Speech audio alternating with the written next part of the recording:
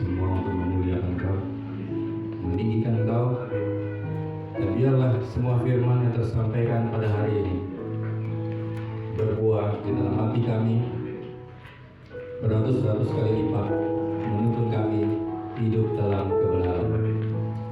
Di dalam nama Tuhan Yesus Kristus, Tuhan kami, Juru Selamat kami, satu-satunya, the one and only. Amin. Shalom Bapak Ibu. Shalom. Gimana kabarnya? Kayak MLM aja. Biasa. Ya. Jadi izinkan saya perkenalkan diri. Oh maaf, saya minta maaf dulu karena ternyata foto yang di layar itu nggak sama dengan yang hadir ya. Mungkin Bapak Ibu kecewa ya. Mungkin berharap yang datang dari Korea Selatan ini kenapa dari Korea Utara begini gitu ya. Bapak Ibu, saya nggak punya foto pribadi dari saya kecil sampai sekarang. Saya nggak pernah nyimpan. Foto itu yang simpan istri saya. Saya nggak tahu kenapa saya nggak punya foto SMA rame-rame, saya nggak punya. Entah kenapa gitu ya. Nah, izinkan saya memperkenalkan diri. Nama saya Ahmadius Mindan. Saya lahir di Jakarta. Saya besar sementara di Surabaya. Saya juga bekerja sementara di Solo. Kenapa sementara? Dan yang pasti cuma satu, kematian. Stres ya. saya Bapak Ibu, saya nggak ngomong orang lain. Saya nih kalau Tuhan datang sama saya, lalu dia bilang gini, yuk, ikut yuk, mulai. Oh, saya semangat Bapak Ibu. Yes Lord, saya mau mulai. Ya, nah, saya dari keluarga Katolik Bapak Ibu. Saya bertobat itu baru 8 tahun lalu.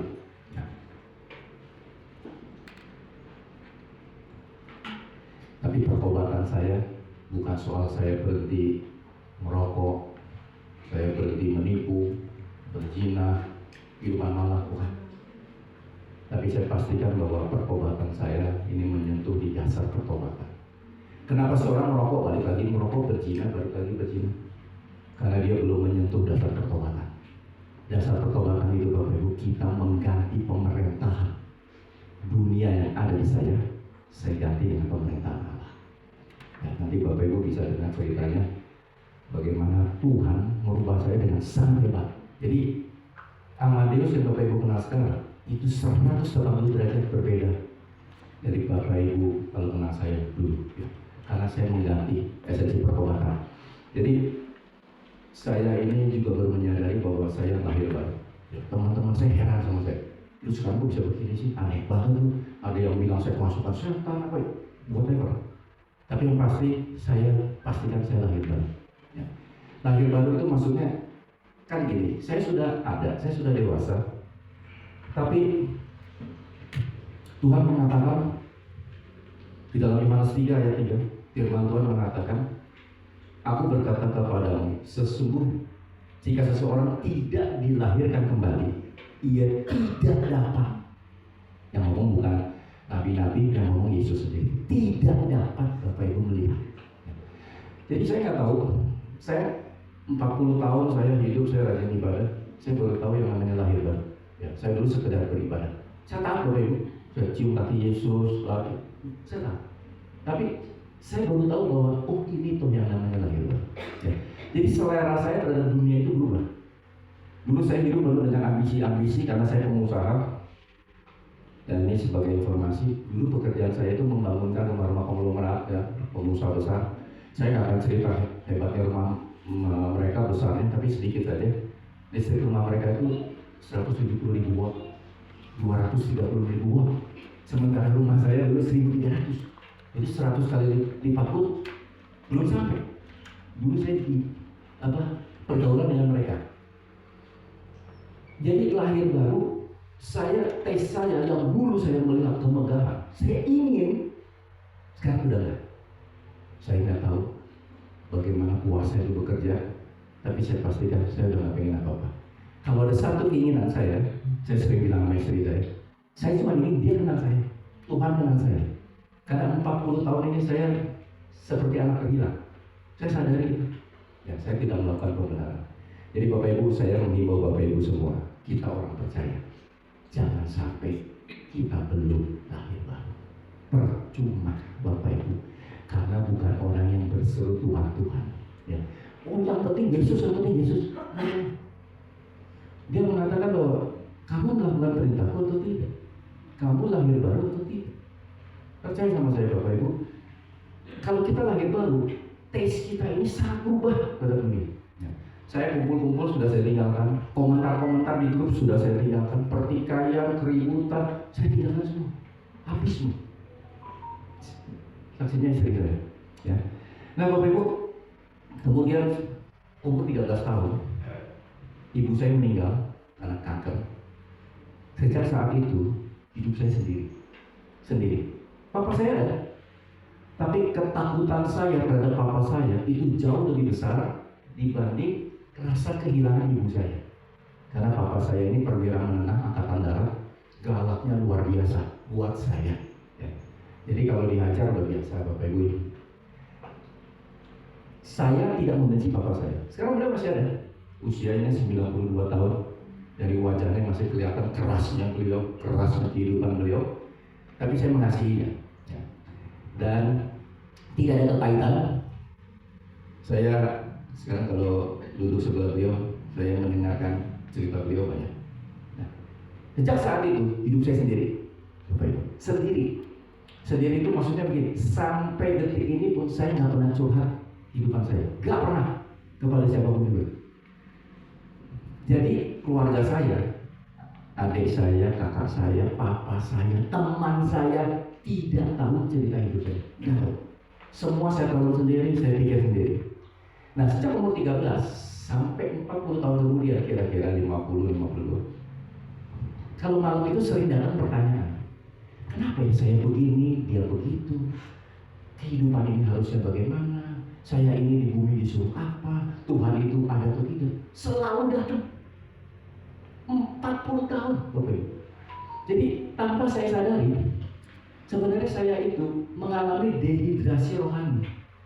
Jadi saya baru tahu maksudnya Yesus itu dengan air kehidupan itu, saya baru tahu. Jadi ternyata saya haus, saya mencari terus Bapak Ibu. Saya bukannya orang yang sedang pertanyaan terus saya diam, enggak, saya mencari terus. Dan pencarian saya ini saya sampai saya belajar kebenaran, saya belajar lintas agama, saya belajar reinkarnasi, terus energi, semua saya pelajari hanya untuk mencari jawaban yang sering datang itu. Kadang-kadang saya merasa, oh ketemu di jawabannya, tapi beberapa lama kemudian, oh bukan. Ya. Jadi kalau ibarat lapangan bola Bapak Ibu, saya itu sudah offside sampai keluar lapangan bola. Ya. Dalam mencari pertanyaan-pertanyaan itu, dalam mencari jawaban-jawaban untuk pertanyaan-pertanyaan saya baru tahu.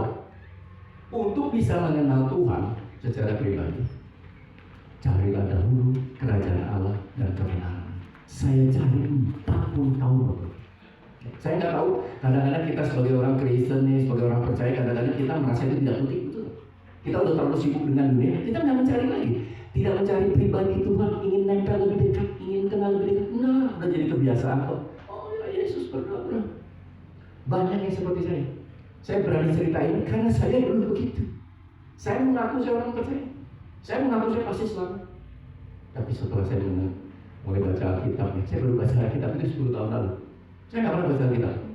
Karena dulu saya pikir saya ini orang teknik. Jadi saya pikir Alkitab itu fiksi. Oh bagaimana dia bisa dihubungi? Jadi pertanyaan-pertanyaan bodoh sebenarnya. Jadi saya nggak percaya sebenarnya dengan Alkitab itu. Sampai 10 tahun lalu, buku itu saya bawa terus loh Ibu. Ya saya pindah dari satu tempat ke tempat lain kerja. Saya bawa Alkitab itu, saya taruh di meja. Emang saya nggak mau baca. Sampai suatu saat saya mau kerja, saya lihat, luar biasa. Ini saya nggak pernah baca. Akhirnya saya mulai membaca dari Kejadian sampai Wahyu habis 3 tahun. Lalu saya nonton televisi, ada opa-opa nih. Opa-opa itu pakai kursi roda merayakan ulang tahun. Lalu opa ini bersaksi begini, jadi saya ini sudah kakap 80 kali. Saya kaget. Saya Kejadian sampai Wahyu 3 tahun, dia 80 kali. Jadi umur saya harus 240 tahun lebih untuk bisa kakap 80 kali. Saya sejak itu saya rutin membaca Alkitab. Ya. Jadi Bapak Ibu, saya ingin menghibur Bapak Ibu ini. Pernah nggak sih Bapak Ibu mereview hidup?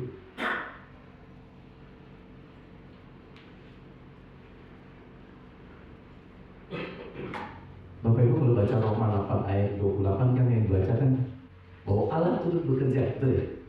Pernah nggak Bapak Ibu membaca dari depan? Kita tahu sekarang. Jadi Bapak Ibu, kalau kita tidak pernah mereview hidup, kita tidak pernah duduk diam, kita nggak pernah tahu kalau Tuhan itu bekerja kecil-kecil. Tapi Ibu pernah nggak merasakan bahwa Tuhan bekerja kecil-kecil atau pas dapat bonus besar aja, oh Tuhan Yesus luar biasa? Pernah nggak Bapak Ibu? Contoh,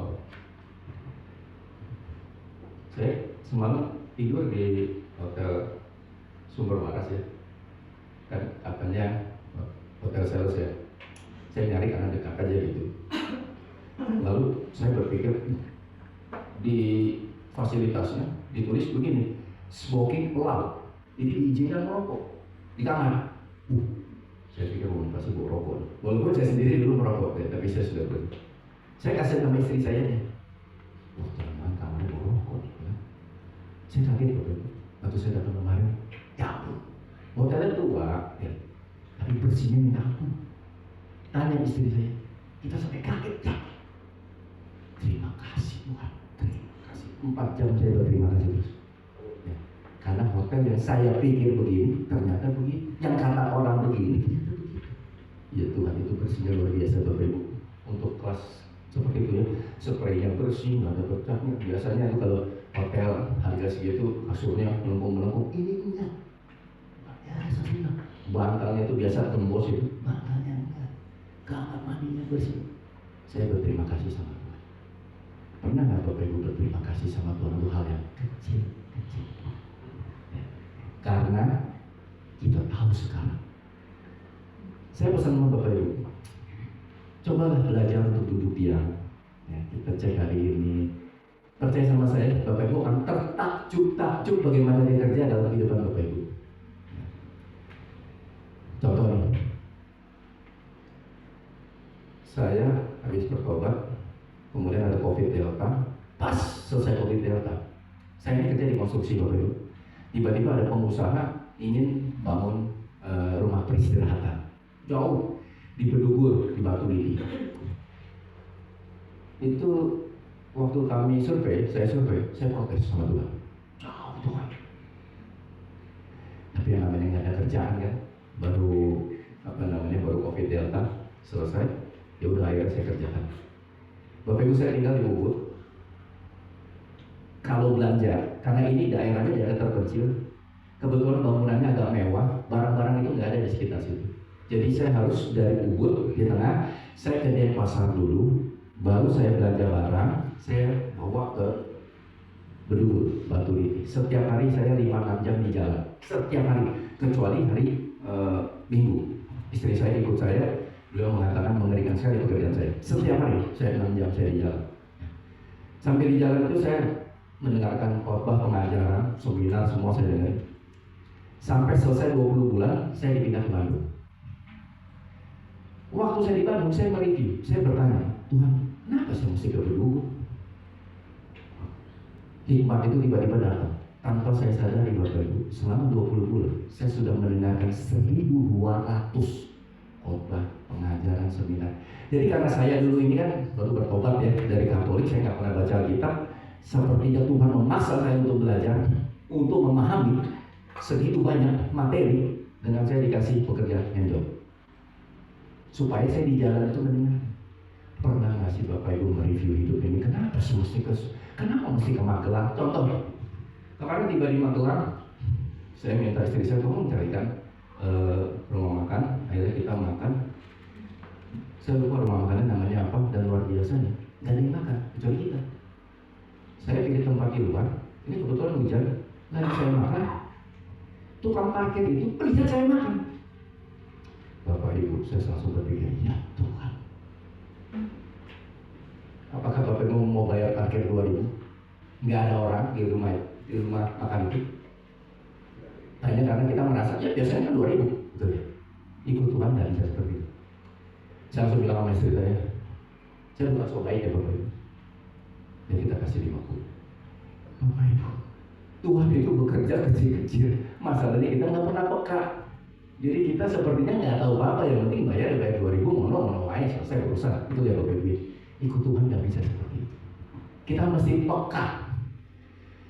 Cerita lagi, saya sama istri saya mau ke WC di Surabaya, masuk ke minimarket, Indomaret. Maaf Pak, WC-nya rusak. Di depan ada Pak. Lari lagi ke depan, ada lagi Indomaret. Maaf Pak, WC-nya rusak. Kok bisa?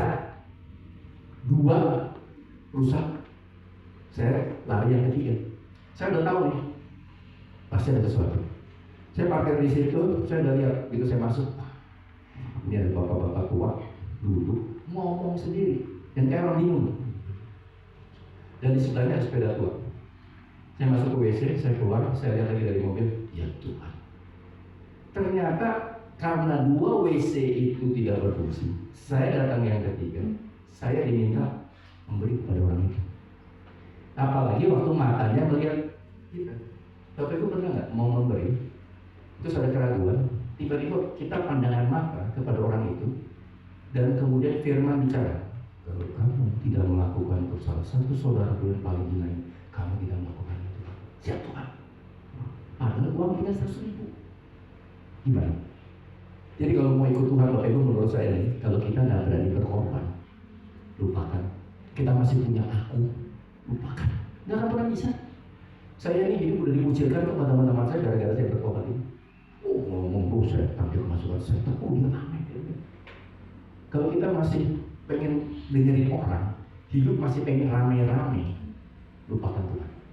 Kita akan dipaksa berjalan sendiri. Makanya kenapa judulnya Padang Gurun. Kita dipaksa jalan sendiri bersama Dia. Kayak nggak ada teman. Tapi Tuhan akan berikan teman-teman yang lain yang sepaham. Seperti Pak Wi ini datang ke dalam kehidupan saya. Saya nggak tahu. Bapak Ibu beruntung punya gembala yang rendah hati. Jadi Bapak Ibu tolong dimaknai kehidupan ini. Kehidupan bukan soal cari makan, cari uang boleh. Tapi tolonglah, Tuhan ini ingin bicara lebih banyak, ingin pakai kita lebih banyak. Kalau kita hal-hal kecil aja kita nggak bisa dipercaya Bapak Ibu. Gimana kita mau dipercaya besar? Tapi kita rumah udah 2, kadang-kadang masih doa puasa, minta rumah ketiga. Itu nggak Bapak Ibu ya? Ya Tuhan berkati aku untuk rumah ketiga. Rumah udah 2, masih banyak yang nggak punya rumah. Ya. Jadi saya minta tolong sama Bapak Ibu, yuk kita sama-sama lebih. Kalau Henok itu bergaul karib ya, betul ya, bergaul karib dengan Tuhan. Nah, saya cerita, kemudian saya ini punya ini Bapak Ibu. Terakhir tiba-tiba saya punya tagihan proyeknya nggak dibayar. Itu 10 digit, bukan 6 digit, 10 digit. Proyek saya nggak dibayar, plus orang-orang yang berutang sama saya itu nggak bayar juga dalam waktu yang bersama. Saya masih nagih. Saya kalau nagih itu nggak pernah maki-maki Bapak. Bro gimana? Oh lama. Oke, makasih ya, lain kali ya. Dalam kebingungan itu, tiba-tiba saya bisa terpikir gini, ini harusnya ada agama yang benar. Saya nggak tahu, tiba-tiba saya bisa berpikir begitu. Karena saya kan Katolik ya, nggak ada agama yang benar. Mau nanya pastor nanti makin jadi Katolik, ya kan Katolik yang benar, ya kan? Mau nanya pendeta, oh enggak, nanti disuruh jadi Kristen. Bingung saya bingung kesana. Mana ya? Saya nggak pernah komunikasi dengan pastor, walaupun saya sekolah Katolik. Tiba-tiba saya nonton YouTube, saya kaget, ada orang bisa face to face dengan Tuhan. Ya. Karena dulu buat saya Tuhan itu terlalu jauh, terlalu kudus, terlalu mulia lah. Ya. Jadi dunia ini sudah disystemize dengan burung tabur tuai. Dulu saya berpikir begitu, makanya saya fokus dengan tabur tuai. Saya kaget Bapak, Tuhan bisa ditemui. Ya ampun, saking semangatnya Bapak Ibu, dalam waktu 1 bulan itu saya nonton 100 lebih video orang-orang yang pernah bertemu. Dan tiba-tiba ada kegairahan yang begitu luar biasa karena saya melihat dia hidup. Gak berhenti sampai di situ, tiba-tiba ada 4 orang. Kan gini loh, kalau saya nonton YouTube itu kan kesaksian orang, betul ya? Ya kalau benar. Ada 4 orang duduk di depan saya. Dia menceritakan bagaimana dia bertemu Tuhan face to face. Dan 2 di antara mereka itu teman saya. Jadi saya tahu persis perubahan dia. Dari dia agama lama ke agama baru, dari sikapnya dulu yang nakal luar biasa, sekarang jadi pendeta. Dia duduk di depan saya, dia cerita ketemu Tuhan. Bukan dari cerita orang, dia face to face dia cerita. Saya excitednya luar biasa Bapak Ibu. Sejak saat itu saya memutuskan bahwa saya punya Tuhan yang hidup. Nah, saya mau tanya sama Bapak Ibu. Kita ini kan orang percaya udah dari kecil ya ke sebagian. Apakah kita merasa bahwa dia hidup di dalam kita? Kita akan antusias. Nggak tahu kenapa, padahal lagi bokeh dulu, tapi kita antusias. Aneh memang kalau mengenal dia secara pribadi itu. Nah, terus orang mengatakan bahwa pertobatan saya ini pertobatan hoax. Wah, nggak alkitabiah loh.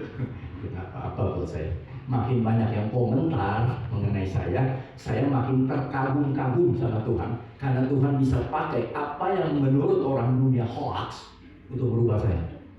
Berubah saya dengan sangat hebat, 180 derajat. Saya terkagum-kagum Bapak Ibu. Nah, saya cerita sedikit ya, nanti bisa dikonsultasikan ke Pak Wi. Apa yang saya dapatkan dari video itu, ya ini sedikit saja supaya Bapak Ibu mendapatkan gambaran. Yang pertama, dari semua YouTube yang saya tonton, Tuhan Yesus tidak pernah sekalipun menyebut soal agama. Tidak pernah. Even kepada orang dari bukan Kristen, tidak pernah. Dia konsisten mengatakan, ikutlah. Bukan percayalah padaku. Karena kalau percaya itu bisa seperti saya nih, dulu ngaku-ngaku percaya, ya kan, yang penting dibaptis, ibadah seminggu sekali, terus hidup semau gua. Bisa. Tapi kalau ikutlah aku, itu maksudnya dia di depan. Kita ikut terus kemana dia. Dia konsisten dengan itu. Ada yang sampai ditemui 5 tahun. Orangnya nih dari agama lain, nggak mau pindah-pindah gitu ibadah. Dia konsisten. Setiap 6 bulan ditemui, ikutlah. Sampai akhirnya ikut juga. Dia konsisten sekali Bapak Ibu dengan kata-kata itu. Jadi kesimpulannya gini, kita ini orang percaya jangan meributkan agama orang lain Bapak Ibu. Jadi keselamatan kita itu tergantung dari bagaimana hubungan kita dengan Yesus. Yang menyelamatkan itu hubungan kita dengan Yesusnya ini, bukan agamanya. Dia nggak peduli. Sekarang logikanya begini, kalau dia temuin orang, ya ini ada orang agama Kristen ditemui, kemudian orang ini diminta bersaksi segala macam. Pertanyaannya, kalau Katolik yang benar, kenapa orang ini nggak disuruh jadi Katolik? Sia-sia sekali pekerjaan Tuhan, nggak efektif sekali. Nggak pernah. Dia tidak pernah. Jadi tolong diingat, jangan kita ini orang percaya, terutama kita yang ada di sini. Setelah kita mendapatkan informasinya, jangan meributkan agama orang lain. Perkenalkanlah diri kita membawa terang karena kita hidup bersama Yesus. Itu jauh lebih baik dibanding kita salah kamu. Ya. Yang kedua, ada orang mati suri, kemudian dibawa ke 3 gereja besar, ribuan orang. Ya. Kemudian dilihat dari atas. Dan Bapak Ibu tahu apa yang terlihat dari atas? Ternyata dari sekian ribu orang itu, yang terang sedikit. Orang yang terang itu bukan orang baik, bukan masalah orang itu baik, bukan. Tapi orang yang hidup dipimpin Roh dan berjalan bersama Roh Kudus ternyata sedikit. Dan Tuhan menyampaikan kesedihannya melihat bagaimana orang ibadah, tapi yang mau dipimpin Roh Kudus, yang mau berjalan bersama Roh Kudus sedikit. Ngeri nggak sih Bapak Ibu? Jadi ibaratnya saya masih hidup dalam daging, mungkin sama seperti saya asal ibadah. Nah, saya pesan Bapak Ibu mungkin di sini karena Bapak Ibu punya Pak Gembala yang rendah hati, yang pengetahuan mengenal akan Tuhan yang baik, please bangun komunikasi itu, ya, supaya kita hidup ini dipimpin Roh Kudus. Jangan cuma sekedar ibadah, yang penting Yesus, bahaya Bapak Ibu. Saya tidak dalam posisi menakut-nakuti. Kalau nakut-nakuti itu saya berani, saya membuat orang lain takut. Saya sendiri gentar kok, saya baru tahu. Jadi kalau saya ini nggak bertobat, saya nggak tahu yang begini-begini. Jadi hidup harus dipimpin Roh Kudus. Sangat mudah dimengerti. Kenapa? Karena Roh Kudus itu kan Roh Allah sendiri, betul ya? Roh yang membangkitkan Kristus ada di dalam kita. Tapi kita cuekin. Paham ya Bapak Ibu ya? Jangan sampai kita kena pasal mendukakan Roh Kudus dan kita cuekin terus. Kita hidup dengan sekedar ibadah, kita tidak pernah berkomunikasi dengan dia. Kita nggak mau dipimpin. Ya. Yang ketiga, dari semua cerita orang-orang yang bersaksi itu, Bapak Ibu,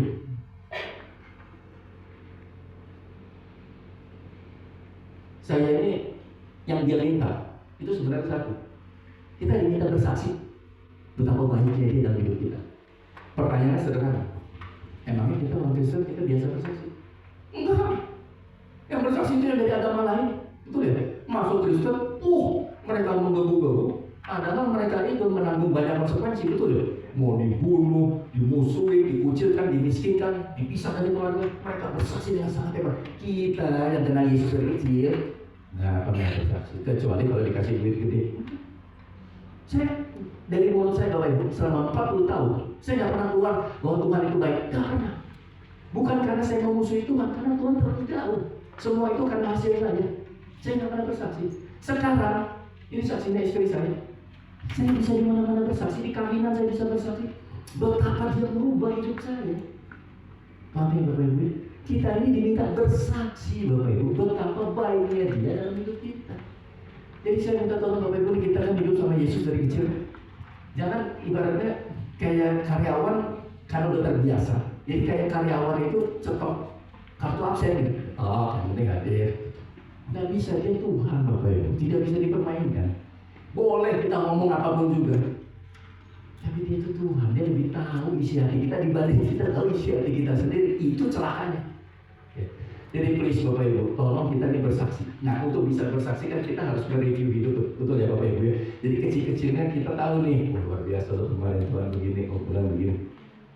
Ya, yang keempat, dia tidak pernah mengatakan aku memberkati, tidak pernah. Dia selalu mengatakan sampaikan kepadanya kalau aku mengasihi. Jadi kalau saya biasa kasih tip orang gitu, Tuhan berkati ya Pak. Sekarang enggak. Tuhan mengasihi Bapak ya. Tuhan mengasihi Bapak. Dan ternyata untuk bisa menyampaikan pesan itu butuh duit. Kalau naik Gojek itu ya, di aplikasi 13.000, kita kasih 20.000. Tuhan mengasihi Bapak. Naik lagi Gojek 13.000, kasih 50.000. Tuhan mengasihi Bapak. Amin. Ternyata butuh duit Bapak Ibu untuk sampai pesannya. Ya, jadi tolong ingat bahwa keselamatan itu tergantung kita sama hubungan kita dengan Tuhan. Dan hubungan kita dengan Tuhan ini, pengenalan akan Tuhan beda dengan pengetahuan tentang Tuhan. Nah faktanya banyak orang lebih senang berpengetahuan tentang Tuhan, karena akan tampak pintar ya. Padahal Tuhan tidak pernah mengatakan selidiki aku, tidak pernah. Dia cuma mengatakan berjalanlah bersama aku. That's it. Bapak Ibu pernah nggak cari di Google ada berapa denominasi di dunia ini? Mulai dari Katolik, Kristen, Protestan, Aven. 45.000. 45.000. Tuhan yang sama, Alkitab yang mirip-mirip, menghasilkan 45.000 sudut pandang mengenai Tuhan. Karena semua orang berusaha berpengetahuan mengenai Tuhan, tapi lupa yang dia minta, berjalanlah bersama aku. Paham ya Bapak Ibu? Jadi nggak usah, menurut saya ini nggak usah terlalu ruwet dan sama Tuhan itu. Serahkan hati kita, hidup kita, nanti dia gitu. Percaya sama saya, karena sudah saya alami sendiri. Ya. Jadi saya ingin sampaikan begini. Ini perenungan. Bapak Ibu pernah perhatikan nggak? Tuhan itu kalau minta semua, nggak pernah setengah-setengah. Sini deh. Coba perhatikan. Ini kan semua. Kasihlah Tuhan Allahmu dengan segenap hatimu, jiwamu, akal budimu, pengetahuan, kekuatan, tidak bersisa. Kita harusnya hidup hanya belajar bagaimana mengasihi Dia. Nggak ada yang lain sebenarnya. Sebab segala sesuatu dari Dia, bagi Dia, kepada Dia, semua buat Dia. Kepada anak muda yang baik dan kaya, Dia minta apa? Semua. Kalau kemudian Sakeus itu memberikan setengah plus 4 kali yang diganti, itu imannya Sakeus. Tapi pada dasarnya Tuhan meminta semua. Sekarang jadi perenungan buat kita semua. Bapak Ibu satu hari berapa kali berdoa? Anggaplah 1 jam pagi ya, 1 jam sore. Plus ibadah seminggu sekali. Plus doa makan, betul ya? Doa makan itu kan doa paling mujarab ya. Karena makanannya ada dulu baru kita berdoa. Pertanyaan saya, cukup buat Tuhan? Bisa dipahami ya? Maksudnya perenungan saya ini, saya masuk dalam perenungan. Tuhan itu meminta semua. Tapi saya dulu ibadah cuma seminggu sekali. Nah apa yang terjadi kemudian? Saya berusaha untuk berkomunikasi Setiap saat. Setiap saat. Saya berdiri di sini, saya berterima kasih sama Tuhan, saya masih bisa berdiri. Ya. Setiap langkah kaki saya, Bapak Ibu, saya mengatakan, thank you Lord, thank you Jesus, I love you. Saya di WC buang air besar, terima kasih Tuhan, masih bisa buang air besar. Terus saya Tuhan itu Bapak Ibu. Ya. Kemarin mau jalan, saya bilang Tuhan pimpin kami. Saya ngomong terus Bapak Ibu selama mata saya melek. Saya berkomunikasi. Makanya kenapa di Alkitab dikatakan berdoa terus menerus. Betul. Berdoa di sini bukan berarti begini terus, tapi berkomunikasi terus. Saya ngomong terus, saya ngomong terus, dan saya membangun kebiasaan sudah 8 tahun. Setiap jam 3 pagi saya duduk diam. Dulu kalau berdoa kan kita fokusnya sama permintaan kita, betul ya? Sekarang sudah enggak. Saya duduk diam. Saya mengatur napas saya. Setiap kali saya tarik napas, saya buang, saya katakan, thank you Jesus, thank you Lord. Tarik napas lagi, I love you Lord. That's it. 30 menit, 40 menit, 1 jam, hanya untuk itu. Dan guess what, apa yang terjadi? Selama 5 tahun, tiba-tiba saya punya pacar. Saya ingat dia terus. Saya sampai kaget. Bapak Ibu, saya orang konstruksi, jadi kalau meeting konstruksi itu kan buat ya angka-angka lah, vendor lah, banget. Bisa ingat dia. Saya kalau ingin saya berdoa, kiranya kasih karunia dan sejahtera sukacitamu bersama kami Tuhan. Jadi di mana-mana saya ini berdoa. Kalau ke pasar gede, orang itu kan sibuk cari makan ya. Saya sibuk berdoa. Tokonya sepi, Tuhan sepi Tuhan. Aku mohon belas kasihan Tuhan, supaya ada keuntungan Tuhan. Saya ngelihat orang lagi bicara berdua, Tuhan kiranya kasih karunia damai sejahtera sukacitamu bersama mereka. Jadi kemana-mana saya berdoa. Saya nggak tahu ini cocok atau nggak buat Bapak Ibu, tapi saya kaget. Dan lucunya setelah saya merindukan dia, saya merindukan istri saya. Saya ini orang yang nggak punya rindu Bapak Ibu, nggak punya. Orang kan pada rindu ya, reuni sekolah, teman. Saya nggak punya. Ini bukan hebat ini cacat. Saking sendirinya hidup saya itu dulu. Saya kaget. Saya ngomong sama istri saya. Saya merindukan kamu. Kamu orang pertama yang saya rindu. Bapak Ibu, percaya sama saya. Hubungan kita sama Tuhan itu yang menyelamatkan kita. Tolong Bapak Ibu. Ya saya minta tolong nih. Tolong review lagi hubungan kita dengan Tuhan. Bukan sekedar ibadah Bapak Ibu, bukan sekedar cari duit. Cobalah hari-hari kita bicara sama Tuhan. Setiap hari, setiap menit bangun komunikasi itu. Jadi selama mata kita melek, kita tetap bersamanya. Sedikit saya kasih ilustrasi bagaimana Tuhan mengajarkan saya mengenai Yohanes 15 mengenai pokok anggur. Bapak Ibu pernah perhatikan nggak? Pokok anggur itu firman yang menurut saya dulu saya nggak ngerti. Kita semua ranting berada pada pokok anggur, betul ya? Kita semua ranting pada pokok anggur. Kok bisa yang satu berbuah, yang satu enggak? Saya mempertanyakan itu Bapak Ibu, saya minta hikmat itu sampai suatu saat datang. Gizinya sama, akarnya sama, kok bisa satu berbuah satu enggak? Oh sama-sama ada di pokok anggur. Bedanya di mana? Masalah menempel dan melekat. Jadi dulu saya sekedar menempel, saya tidak melekat. Yang namanya melekat itu saya masuk ke dalam dia. Saya buang keakuan saya biarkan dia pimpin saya. Jadi isinya masuk. Please Bapak Ibu, tolong kita cek kita ini masih menempel atau sudah melekat. Sangat beda. Ya, Bapak Ibu, ini sekedar nanti kapan-kapan kita bicara mengenai Yohanes 15. Kemudian saya mulai rutin membaca Alkitab sampailah ke Lukas 6 ayat 30. Saya ini kan lagi semangat-semangat, ikut Tuhan, rasanya pengen banget, tiba-tiba baca ini. Berilah kepada setiap orang yang meminta kepadamu, dan janganlah meminta kembali kepada orang yang mengambil kepunyaanmu. Bapak Ibu, setelah saya baca ini, saat itu juga harapan saya 10 digit itu saya tinggalkan. Saya tidak pernah menagih lagi. Saya tidak dalam posisi terhipnotis itu, enggak.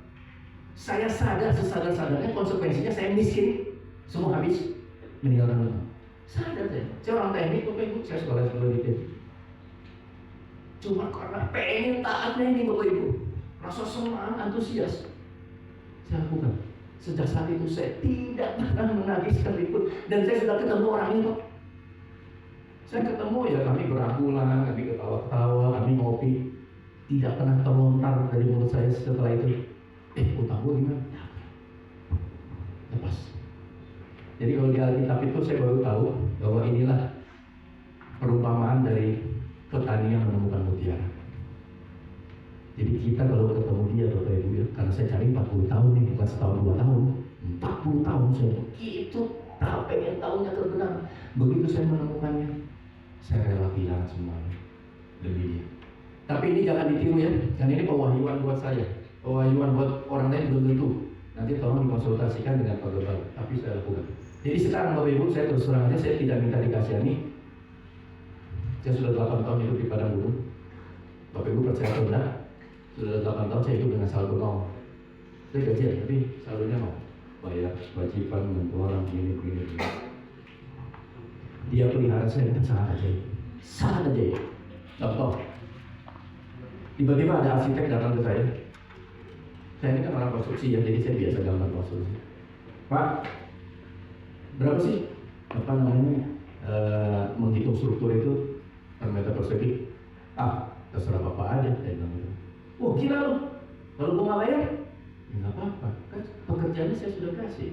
Bapak kasih gambarnya, saya kasih hasilnya, Bapak mau bayar atau enggak, terserah Bapak. Dia bilang, gila memang lo. Di umum itu Bapak Ibu, misalkan nilainya 100 ya, misalkan 100. Dia bayar saya 400. 4 kali lipat. Sekarang gini aja nih, supaya gampang, supaya bisa terasa kuasanya. Kalau Bapak Ibu punya handphone, harga 1 juta. Bapak Ibu rajin nih, doa puasa, ya nih doa pagi, siang, sore, malam rajin. Pertanyaan saya, mau nggak Bapak Ibu bayar ke orang yang mau beli itu, kalau harga handphone ini 1 juta, 4 juta? Nggak mau, betul ya? Nggak mau kan? Padahal kita rajin berdoa, jadi seperti itu kuasa lain yang menaungi arsitek itu. Dia bayar saya 4 kali lipat, dan dia sudah kasih saya 20 proyek untuk perhitungan seperti itu. Tuhan pelihara saya dengan ajaib. Masalahnya kan kita nggak percaya, betul ya? Kita nggak percaya sama Tuhan aslinya, betul nggak, Bapak Ibu? Karena percaya itu butuh nyali. Ternyata saya baru tahu, bukan Yesus, bukan, butuh nyali. Coba Musa, kalau Tuhan cerita, Musa mau bawa itu ya, bangsa Israel keluar dari Mesir, kamu ke padang gurun 40 tahun, kamu nanti akan dikejar-kejar sampai ke pinggir laut, tenang aja, lautnya saya belah. Mau nggak Musa? Enggak. Gimana caranya laut terbelah? Paham ya?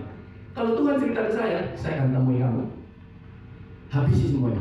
Nggak mau saya temui. Tapi dia ini kalau ngasih tahu sedikit. Tiba-tiba kita baru sadar, harta saya nggak ada.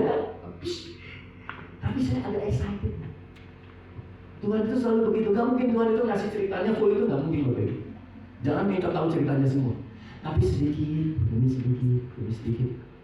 Nanti Roma 8:28 kita baru tahu. Jangan. Kita baru tahu sekarang. Ternyata dia turut bekerja. Ya, jadi saya sekarang habis semua. Saya tidak minta dikasihani Bapak Ibu. Saya hanya ingin menyatakan bahwa ikut dia itu luar biasa Bapak Ibu. Nah, kembali lagi ke padang gurun. Saya ingin cepat saja di padang gurun. Mungkin Bapak Ibu yang ada di padang gurun, tema ini belum tentu cocok untuk semua orang. Karena banyak orang merasa diselamatkan kalau dikeluarkan dari padang gurun. Betul ya? Oh terima kasih Yesus, terima kasih Kau baik sekali Yesus. Aku dikeluarkan dari padang gurun, kampus selesai, semua selesai. Pertanyaan saya, kalau kita dikeluarkan dari padang gurun, Tuhan senang nggak sih? Ini saya ringkas saja. Markus 4 ayat 35.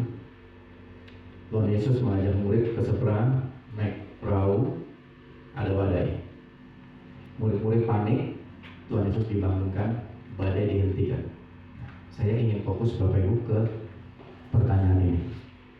Mengapa kamu begitu takut? Mengapa kamu tidak percaya? Badai berhenti ya? Murid-murid ada yang terlewat nggak? Terlewat. Dia missing di pelajaran iman. Betul ya? Jadi banyak orang fokusnya cuma menggeliat bagaimana keluar dari badai, tapi tidak pernah bertanya sama Tuhan, Tuhan, apa yang kau ingin aku pelajari dari badai ini? Tidak pernah, karena fokusnya keluar. Saya udah 3 kali Bapak Ibu dalam hidup saya. 2 kali badai, sekali ini pada guru. 2 kali badai pertama jauh sebelum saya bertobat. Saya nggak pakai jam doa, nggak pakai air mata. Saya fokus gimana caranya saya keluar dari pada guru. Bisa saya keluar 2 kali. Walaupun prosesnya saya jualan kue, Bapak Ibu ya. Saya bukan punya etalase kue. Saya S2 ITB, saya ngeteng-ngeteng kue. Saya masukin ke toko-toko di Mangga 2, kuenya kue. Kalau lagi sepi cuma dapat 5.000. Saya pernah punya warung kaki lima, tapi saya bisa keluar dari padang gurun. Sejak itu saya percaya diri sendiri. Percaya diri sekali bahwa saya bisa menghadapi badai. Saya merasa kuat, saya merasa mampu, saya merasa bisa. Di padang gurun ketiga ini saya nyerah. Jadi ibaratnya model saya ini Bapak Ibu ya, dicek bangun lagi, dihook bangun lagi, di uppercut sekalian selesai.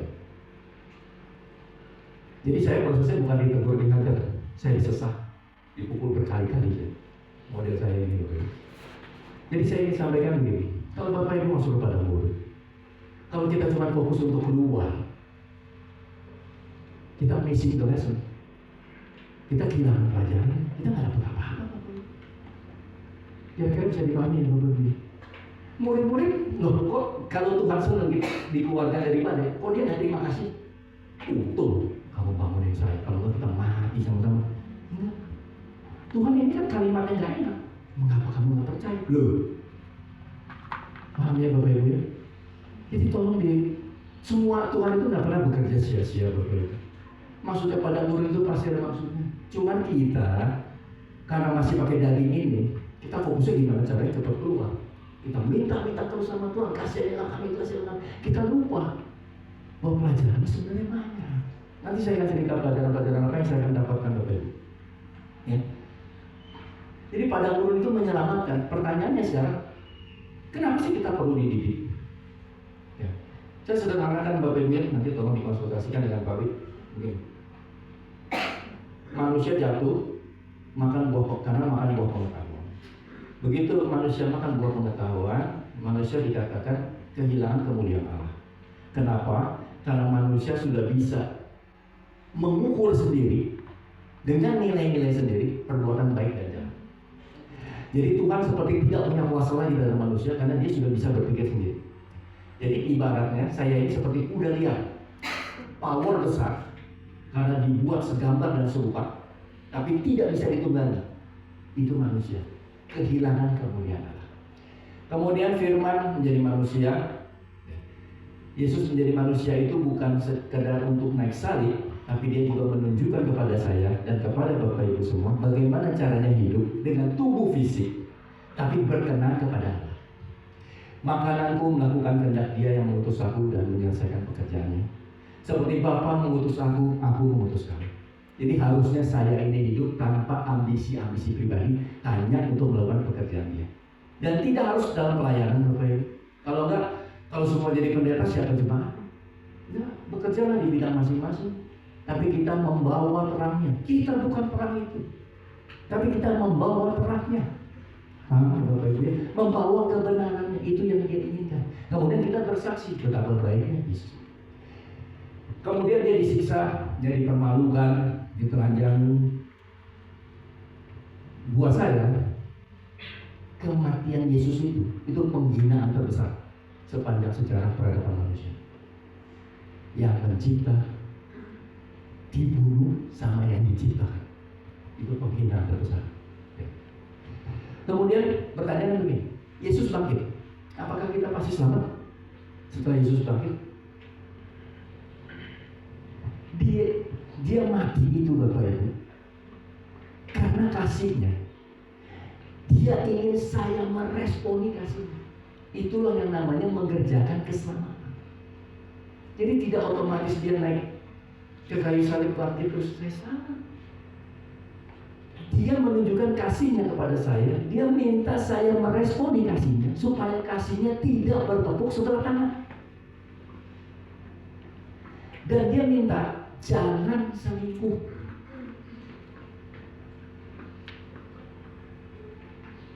Coba Bapak Ibu perhatikan baik-baik. Kalimatnya kan gak enak. Hai kamu orang-orang yang tidak setia. Yakobus 4 ayat 4. Tidak tahukah kamu bahwa persahabatan dengan dunia adalah permusuhan bagi Allah? Saya nggak berani Bapak Ibu bermusuhan dengan Allah. Saya nggak tahu kalau ada orang masih berani main di dua kaki. Saya nggak. Ya, bermusuhan dengan yang menciptakan saya. Udah nggak mungkin menang saya. Ya. Jadi barang siapa hendak menjadi sahabat dunia, dia menjadikan dirinya musuh Allah. Kemudian Galatia 5 ayat 17 kita bisa lihat bahwa keinginan jasmani dan keinginan roh kudus itu berlawanan. Gak bisa dua-duanya Bapak Ibu. Masalahnya karena kita nggak tahu, kita pikir bisa. Nggak bisa. 1 Yohanes 2 ayat 15. Janganlah kamu mengasihi dunia dan apa yang ada di dalamnya. Jikalau orang mengasihi dunia, maka kasih akan Bapa tidak ada. Celaka nggak Bapak Ibu? Tidak ada. Banyak pertanyaan begini, Pak, kita kan masih hidup di dunia. Oh betul, saya juga masih hidup di dunia. Tapi selera saya terhadap dunia berubah. Saya sudah tidak mengingini yang motor-motor itu kan. Semua saya lalui begitu saja. Dan ini tidak mudah bagi saya Bapak Ibu, karena saya orang teknik, orang yang biasa planning. Apa namanya kalau akhir tahun resolusi. Sekarang sudah enggak. Saya harus berjalan bersama dia. Tidak mudah Bapak Ibu. Ya ampun. Saya merasa S2 ITB, pergaulan saya dulu gimana. Sekarang tiba-tiba orang nanya ke depannya gimana? Nggak tahu. Jadi kayak orang bodoh. Dan memang betul, hikmat manusia kebodohan buat Allah, dan kebalikan juga kan, hikmat Allah kebodohan buat manusia. Jadi kita ini kalau ikut Tuhan itu, kalau belum dibodoh-bodohin Bapak Ibu sama orang, berarti kita belum sukses Bapak Ibu. Kita masih digoblok-goblokin. Teman saya mau tertawakan semua, gila dia S2 ITB goblok banget itu. Cuma saya bilang, enggak apa-apa, yang goblok kan gua, kenapa lu pusing? Ya. Oke, saya sederhanakan lagi, supaya Bapak Ibu mudah mengerti, supaya jangan pernah berpikir seperti saya dulu, sekali selamat tetap selamat. Saya ibadat lagi tenggelam, Tuhan Yesus lempar pelampung. Pelampungnya warnanya bagus, warnanya biru, merah. Kalau saya terpukau dengan warna pelampungnya, warnanya keren sekali. Apakah saya selamat? Belum. Saya terpukau dengan yang melempar. Oh, luar biasa Tuhan Yesus bersinar ganteng segini. Apakah saya selamat? Belum. Saya selamat kalau saya pakai lampu itu. Saya pakai hidupnya. Lalu saya selamat. Kira-kira bisa dipahami Bapak Ibu? Jadi jangan pernah berpikir one safe, always safe. Itu penipuan Bapak Ibu buat saya tuh. Banyak orang yang seperti saya percaya begitu nyampetin Yesus. Dan gilanya lagi, banyak teman-teman saya ini mentertawakan nanti di kekekalan. Dia pikir kalau di kekekalan itu, kalaupun kepanasan, ada temannya gitu. Jadi kayak di ruang sauna, dia mana sih panas? Teman saya menganggap lucu-lucu banget kekekalan. Saya gak berani. Makanya saya bilang, gua angkat 4 jempol, lu berani? Gua gak berani, gua tobat-tobat. Jadi Bapak Ibu bisa paham, pakai hidupnya. Nah gimana caranya kita bisa pakai hidupnya? Nah ini pertanyaan. Ini yang saya dapatkan Bapak Ibu. Ada yang perlu kita lepas, ada yang perlu kita terima. Jadi saya tiap hari mengatakan, Tuhan, aku berikan hidupku, hatiku, hakku, kebebasanku, pikiranku untuk Engkau pimpin. Karena Engkau lebih tahu yang terbaik bagiku. Terjadilah semua menurut kehendak-Mu. Saya ikhlas, saya berserah. Ada yang saya lepas, ada yang saya terima. Saya terima Tuhan, anugerah-Mu, kasih karunia, damai sejahtera, sukacita, pemulihan, hikmat, kesembuhan untuk kemuliaan. Sesederhana itu sebenarnya Bapak Ibu. Kenapa perlu dinyatakan? Bapak Ibu pernah baca di Alkitab waktu Tuhan ketemu dengan orang buta dan dia bertanya, apa yang engkau ingin aku lakukan untukmu? Lah, orang buta ditanya. Ya Bapak Ibu, orang buta ditanya. Ya jelas pengen melek. Tapi yang dia inginkan kita menyatakan kesungguhan.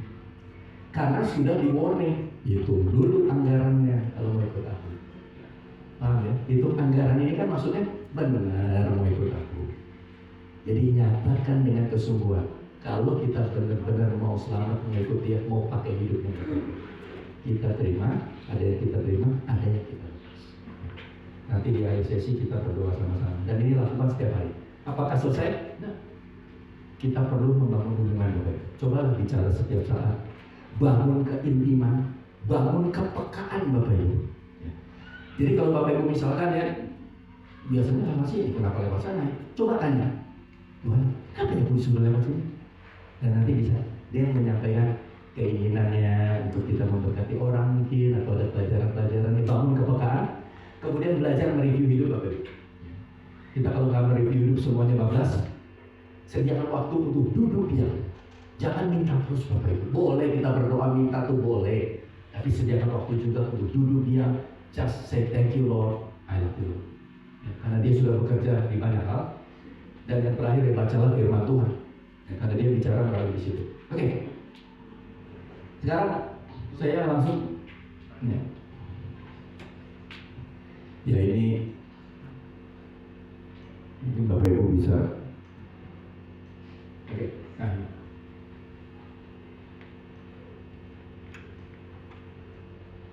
Ibrani 2 ayat 15 ini menunjukkan bahwa kita memang dididik Tuhan, dihajar Tuhan. Ya, jadi jangan kepahitan sama Tuhan. Saya ingin ngajak Bapak Ibu begini, supaya kita tidak kepahitan sama Tuhan kalau kita sedang dihajar. Waktu kita masih muda, kita minta apa dikasih, kita minta apa dikasih. Ya kan? Sekarang setelah kita dewasa rohani Bapak Ibu, fokus kasih Tuhan ini beda. Dulu kasih yang memanjakan, sekarang kasih yang mendidik. Ya. Jadi jangan kita seperti anak kecil terus minta apa pengen dikasih, minta apa dikasih. Pelajari didikannya Bapak Ibu. Itu karena kita sudah dianggap dewasa. Jadi kalau Bapak Ibu sekarang sedang dididik di padang gurun, berterima kasihlah karena kita sudah dianggap dewasa. Ya. Nah ini yang saya ingin cerita, apa sih yang saya pelajari di padang gurun ini? Yang pertama murah hati. Saya pikir saya dulu murah hati Bapak Ibu. Saya pikir saya punya ukuran sendiri murah hati. Kenapa dari dulu saya gampang memberi? Karena saya paham hukum tabur. Bapak Ibu nggak usah kenal lama sama saya. Baru kenal sama saya, duduk di depan saya, cerita, mau Pak saya butuh 50 juta, saya keluarin 50 juta. Saya bukan orang baik Bapak Ibu. Cuma saya berpikir bahwa tidak apa-apa, kalau dia butuh saya kasih. Saya pikir saya orang yang murah hati. Tapi begitu saya membaca Alkitab, sampailah kepada perikop janda miskin, saya kaget Bapak Ibu. Janda miskin ini dipuji Tuhan karena dua hal. Dia bisa memberi dari kekurangan, dia bisa memberikan seluruh penghasilannya. Pertanyaan saya, Tuhan, kok bisa sih dia memberi dari kekurangan? Kok bisa? Lama saya bertanya, tiba-tiba hikmat itu datang. Tolong dengarkan Bapak Ibu. Saya bisa memberi tanpa mengasihi, betul ya? Tapi saya tidak bisa mengasihi tanpa memberi. Sekali lagi, saya bisa mengasihi, saya bisa memberi tanpa mengasihi, tapi saya tidak bisa mengasihi tanpa memberi. Jadi masalah buat Tuhan itu bukan masalah kita murah hati atau tidak, bukan masalah kita memberi atau tidak. Kita punya nggak kasih itu? Kalau kita punya kasih, kita pasti bisa berkorban. Yohanes 3 ayat 16, begitu besar kasih Allah, Bapa memberikan anak. 1 Yohanes 3 ayat 16, anak memberikan nyawa. Jadi di dalam kasih ada pengorbanan. Jadi kalau saya mengatakan kepada istri saya bahwa saya mengasihimu, tapi tidak ada yang saya korbankan, saya membual. Tapi kita mesti pintar-pintar Bapak Ibu. Tolong bedakan kasih dengan cinta. Ini dua hal yang berbeda. Karena banyak gadis-gadis muda akhirnya karena jatuh cinta, dia pikir dia berkorban dengan memberikan kegadisan. Oh bukan, itu kebodohan. Tetap dalam koridor-koridor kebenaran. Dan di dalam cinta tidak ada pendidikan Bapak Ibu. Makanya namanya jatuh cinta. Begitu kita mencintai, kita jatuh. Di dalam kasih ada pendidikan. Makanya kenapa Tuhan mengatakan yang kukasihi, kutegur, kuhajar, ada pendidikannya. Jadi bedakan antara kasih dengan cinta, dua hal yang berbeda. Ya. Jadi saya baru menyadari bahwa Tuhan mengajarkan saya di padang gurun ini, milikilah kasih itu. Makanya sekarang saya karena sumbernya saya juga terbatas, jadi saya belajar untuk tetap untuk memberi. Tapi teman-teman saya bilang gini, pelit lu untuk hidup lu. Bapak Ibu, pelit dan iri ini dua hal yang berbeda. Pelit itu efek psikologis dari orang yang ketakutan atau malah serakah, itu jadinya pelit. Tapi kalau iri itu masalah kemampuan memanage. Karena sumber saya terbatas, saya harus irit terhadap diri saya sendiri supaya masih ada kelebihannya buat orang lain. Di Solo saya makan itu 9.000 Bapak Ibu satu hari, ternyata ada di Solo itu luar biasa itu. Satu piring 9.000, saya bawa kontainer, saya bagi dua. Jadi saya makan siang, saya makan sore 9.000. Nyawer ya, nyawer 100.000 bos. Ya Tuhan, makan 9.000. Ya jangan makan ikan, jangan makan ayam Bapak Ibu. Malah di Jawa ini bisa ada istilah ikan ayam ya, betul ya? Saya pikir ini spesies baru, ikan dalam bentuk ayam, ikan ayam. Jadi saya iri supaya saya punya kelebihan, saya membawakan kasih Tuhan kepada Bapak. Saya belajar dari Yesus. Kalau Bapak Ibu perhatikan, Yesus itu kan penuh kuasa, tapi dia sangat irit pakai kuasa dirinya sendiri, tapi sangat boros pakai kuasanya buat orang lain. Paham ya Bapak Ibu? Jadi kalau kita masih sibuk ini dengan keinginan ini itu ini, lupakan Tuhan Bapak Ibu. Misi Tuhan nggak akan pernah bisa percaya sama saya. Jadi Tuhan membawa saya ke sini untuk memahami bahwa hiduplah sederhana, kelebihannya berilah kepada orang lain. Kalaupun nanti kita dipulihkan Bapak Ibu, tetaplah hidup sederhana. Kelebihannya berikan kepada orang lain. Boleh punya rumah, boleh punya mobil, boleh. Tapi jangan masuk ke dalam wilayah-wilayah keserakahan, peknik. Nggak ada berhentinya Bapak Ibu. Itu mengenai murah hati. Nah, ada lagi apa yang begini? Memberikan tidak harus dalam bentuk uang. Banyak kan orang ngomong gitu. Betul. Kita bisa memberi ilmu, pengetahuan, bahkan senyum bisa. Tapi buat saya, memberi dalam bentuk uang itu kasta tertinggi. Kenapa? Karena ini Bapak Ibu. Karena masalah tidak bisa punya dua Tuhan. Orang tahu firman ini. Pernah nggak Bapak Ibu menyerap kalimat berikut ini? Karena kita akan membenci yang satu dan mengasihi yang lain. Firman ini dari sudut pandang Allah. Ini firman Allah, Tuhan yang ngomong. Jadi kalau saya masih hidup di dua dunia, uang dan mamon, posisi saya di mata Tuhan, kamu membenci saya. Walaupun baik-baik aja, ibadah masih nangis-nangis, masih diberkati, tapi di mata Allah, posisi saya membenci dia, celaka saya. Tidak bisa yang ngomong Tuhan, tidak bisa punya dua Tuhan. Dua Tuhan di sini maksudnya uang kita tempatkan di depan. Makanya di 1 Timotius 6 ayat 9, tetapi mereka yang ingin kaya, ingin di depan atau di belakang Bapak Ibu? Di depan. Lalu harusnya bagaimana hidup? Jangan jadikan kaya itu tujuan. Ya. Kalau kita kaya itu akibat. Maksudnya, kalau tujuan berarti dia di depan, kalau akibat dia di belakang. Lakukanlah semua seperti untuk Tuhan. Lakukanlah semua dengan berkualitas. Upah ikut. Kenapa saya dibayar 4 kali sama arsitek itu? Karena kalau dia pakai orang lain, dia cuma terima gambar 5 lembar. Tapi kalau dia kasih saya kasih 20 lembar. Detail. Dia bayar saya 4 kali. Paham Bapak Ibu? Uang itu upah karena kita melakukan seperti untuk Tuhan, berkualitas. Kalau kita jadi ART, cucilah yang lain, cucilah yang bersih, berkualitas. Upah ikut, jangan upah di depan. Kita diperbudak namanya. Hati-hati Bapak Ibu. Ini kelihatannya lucu-lucuan, tapi memang ya buat saya sih mengerikan. Saya nggak tahu kalau orang tidak ngeri. Saya sudah di posisi dulu gampang saya uang. Dan jangan sekali-sekali saya buat pesan buat ibu-ibu yang masih punya anak kecil, jangan pernah mengajarkan kepada anak segala sesuatu butuh duit. Celaka. Saya cerita sedikit psikologi ya, mungkin ini masih ada waktu. Anak itu sampai umur 12 tahun itu pikiran bawah sadarnya namanya critical area itu terbuka. Jadi semua informasi yang orang tua ajarkan, perilaku yang orang tua tunjukkan itu masuk gelondong ke pikiran bawah sadar.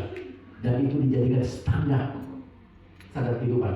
Jadi kalau orang tua terus ngomong, segala sesuatu butuh duit, ini anak itu sampai dia tua, dia akan berpikir bahwa segala sesuatu butuh duit, dia akan diperbudak oleh statusnya. Hati-hati. Karena apa? Karena anak sampai umur 12 tahun belum ada kebijaksanaan, dia nggak bisa mikir. Semua yang dikasih telan, semua telan. Dan sekali masuk ke pikiran bawah sadar Bapak Ibu, karena pikiran bawah sadar ini kekuatannya 85% dibanding pikiran sadar, mengeluarkannya butuh kesadaran khusus, ekstra khusus. Hati-hati. Saya cuma pesan hati-hati Bapak Ibu, jangan pernah mengajarkan kepada anak segala sesuatu butuh duit. Betul, kenyataan memang begitu.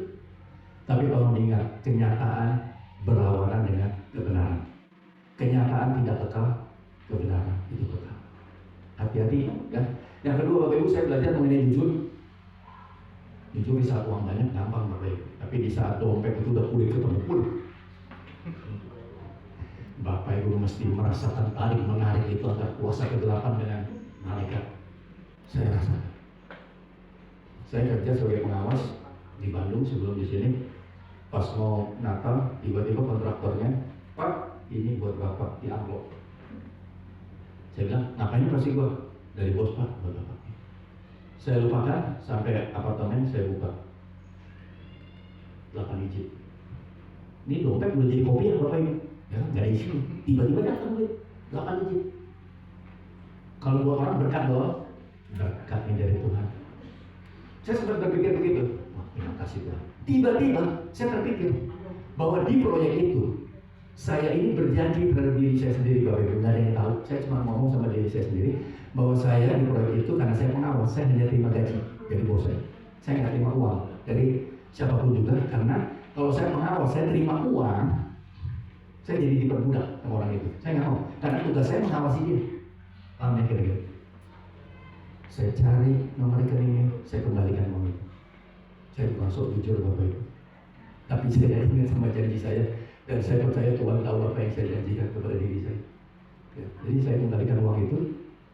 Seminggu kemudian bos saya transfer saya jauh lebih besar daripada apa yang kontraktor itu kasih. Ada yang ngomong gini, oh lu harusnya terima double. Nggak apa-apa, di situ main di dua Tuhan. Saya nggak mau, saya nggak berani Bapak. Ya saya nggak tahu. Intinya jujur itu tidak mudah. Saya pernah bertemu dengan seorang direktur HRD Hotel Bintang 5 di Bali, brand dari luar. Saya pernah tanya gini, Bu, apa sih kriteria penerimaan karyawan di hotel Ibu yang bintang 5 itu dari luar negeri? Saya pikir jawabannya murah senyum ya, antusias, helpful. Ibu itu bilang gini, ukuran kami kejujuran Pak. Saya tanya balik, gimana caranya Bu? Kejujuran kan butuh waktu dong untuk bisa dibuktikan, misalnya 3 bulan, 6 bulan baru ketahuan bahwa ini jujur atau tidak. Oh enggak Pak, kami hanya menggunakan pertanyaan sederhana. Kalau ada ukuran Pak, 0 itu tidak jujur, 10 itu jujur, kejujuran Bapak ada di level mana? Jadi direktur ini hanya tanya ke karyawan. Terus Bu, kalau jawabannya di bawah 10 kami tolak. Loh kok bisa? Kejujuran 9 kan bagus ya? Saya pikir bagus, kalau 9 terus kenapa ditolak? Jujur Pak, ukurannya cuma 2, jujur atau tidak jujur. Nggak ada setengah jujur, agak-agak jujur. Saya sampai kaget tuh, benar juga. Ya Bapak Ibu, dunia aja sudah begitu ukurannya, apalagi kerajaan Allah. Kerajaan Allah itu ukurannya motivasi. Kita belum berzina loh, baru melihat pengen udah berzina. Nah, paham ya Bapak Ibu? Kerajaan Allah ukurannya hati, motivasi. Pertanyaan sekarang, kenapa sih kita sulit sekali dengan hati kita ini? Yang repot begini loh, Tuhan lebih tahu hati kita dibanding kita tahu hati kita sendiri. Kenapa kita masalah dengan hati kita? Kenapa sih banyak orang kok ngomong sama hatinya nggak sama? Karena masalah sulit jujur sama diri sendiri Bapak Ibu. Sulit. Jadi saya cuma pesan begini, selama kita hidup masih banyak pembenaran, lupakan Tuhan. Saya bilang ke istri saya, 1 juta pembenaran masih terlalu sedikit untuk melawan kebenaran. Kita nggak akan pernah menang Bapak Ibu. Kita punya pembenaran, Tuhan itu dia ngambil suami saya, dia kurang ajar Tuhan. Nggak bisa. Tuhan bilang ampuni. Nggak akan pernah menang Bapak Ibu kita melawan kebenaran. Karena kebenaran itu solid, absolut, tak terbantahkan. Dibanding kita punya pembenaran, mending kita nyerah. Tuhan, saya belum bisa mengampuni Tuhan. Saya tahu saya harus mengampuni, beri saya kekuatan Tuhan. Pimpin saya Tuhan supaya saya bisa mengampuni. Mending begitu. Dibanding enggak ada ambil suami saya udah beresek Tuhan. Nggak akan pernah menang Bapak Ibu, cuma. Ya. Berikutnya, saya belajar lagi mengenai dasar daripada bersyukur. Dulu saya bersyukur atas apa yang bisa saya raih. Sekarang saya bersyukur dengan apa yang tersisa dengan saya. Mukjizat 5 roti dan 2 ikan mengajarkan kepada saya fokus dengan yang tersisa, bukan fokus dengan yang hilang. Kira-kira Bapak Ibu. Kesusahan sehari cukup untuk sehari mengajarkan kepada saya untuk hidup di masa sekarang. Saya tidak hidup di masa lalu, karena hidup di masa lalu itu menimbulkan banyak kekecewaan. Harusnya dulu, seandainya dulu. Saya juga tidak hidup di masa depan, karena hidup di masa depan menimbulkan banyak kekhawatiran. Aduh, belum punya kuburan ini buat mati ya. Kita khawatir. Hiduplah di masa sekarang. Mana diberikan per hari, besok busuk, itu dengan maksud. Hiduplah di masa sekarang. Jangan hidup di masa lalu, jangan hidup di masa depan. Paham ya Bapak Ibu? Kira-kira ini pelajaran dari saya. Dulu saya kalau bersyukur saya butuh pembanding. Jadi kalau saya keadaannya buruk, saya lihat orang lebih buruk, ada rasa lega. Dia lebih jelek aja. Terus begitu. Sampai suatu saat saya menyadari, aneh banget saya. Masa orang Bapak begitu saya senang. Sejak itu saya berubah. Saya bersyukur saya nggak butuh pembanding Bapak Ibu. Saya hanya melihat diri saya sendiri. Kita berubah hari per hari. Saya nggak butuh lihat orang lain. Ya. Kemudian masalah rendah hati, saya belajar di sini nggak gampang buat saya Bapak Ibu. Karena saya dulu makan sama konglomerat, makan itu tahun 90-an aja saya makan udah sepiring 1 juta. Sama sekarang saya habisi harga diri saya habis Bapak Ibu. Saya kemana-mana jalan kaki, nggak pernah terpikir dalam hidup saya Bapak Ibu. Saya bergerak dari satu terminal bus ke terminal bus lain sekarang, nggak pernah terpikir. Kalau ini mobil saya pakai, ini mobil kantor, nggak pernah terpikir. Ya. Saya nggak pernah terpikir dalam hidup saya mesti menghargai uang 10.000. Dulu begitu mudahnya, sekarang 10.000 saya bisa makan di warung di Solo itu sudah. Jadi di padang gurun saya dihabisi Bapak Ibu. Habis saya sehabis-habisnya karena dulu merasa kuat, merasa mampu, merasa bisa. Tapi saya ada excited karena dia ternyata menemani saya. Ya? Yes. Kemudian saya punya kemampuan sekarang membedakan mana pokok pada kehidupan, mana keinginan. Ya, itu saya belajar di padang gurun ini. Karena dulu apa yang saya mau bisa saya raih. Tapi saya belajar banyak di padang gurun ini, dan juga sekarang saya punya cara pandang hidup yang berbeda. Dulu saya kejar mati-matian semua harta itu, ternyata semua hanya ilusi. Ilusi Bapak Ibu. Kenapa? Karena Tuhan tidak pernah tanya, hebat juga mobil kamu ya. Pelok 20, ban 40, keren banget memang kamu. Rumahmu ada kolam renangnya ya. Gila, kamar utamanya 80 meter persegi. Dia nggak akan pernah tanya. Jadi saya mengejar ilusi yang tidak diperkarakan. Kalau saya mati, celaka saya Bapak. Ya tolong Bapak Ibu, ini saya ya, jangan marah sama saya. Tapi itu yang saya pernah, itulah yang namanya kebodohan. Dulu saya hidup dalam kebodohan. Dan yang terakhir, ini yang paling penting. Saya tahu sekarang yang namanya bergantung sepenuhnya sama Tuhan. Saya mau tanya sama Bapak Ibu, kalau kita dalam zona nyaman, gimana caranya kita belajar? Gimana caranya kita tahu bergantung sepenuhnya sama Tuhan? Gimana caranya? Saya nggak akan pernah tahu kalau saya nggak dihabisi sehabis-habisnya. Luar biasa ya Bapak Ibu ya. Jadi padang gurun disyukuri, tangkap pelajarannya. Bapak Ibu akan terkaget-kaget bahwa ternyata kita ini nggak tahu apa-apa sih. Ya, amin. Mari kita berdoa Bapak Ibu. Ya, tolong seriuskan kesungguhan Bapak Ibu. Kita akan berdoa sama-sama. Ada yang sudah lepas.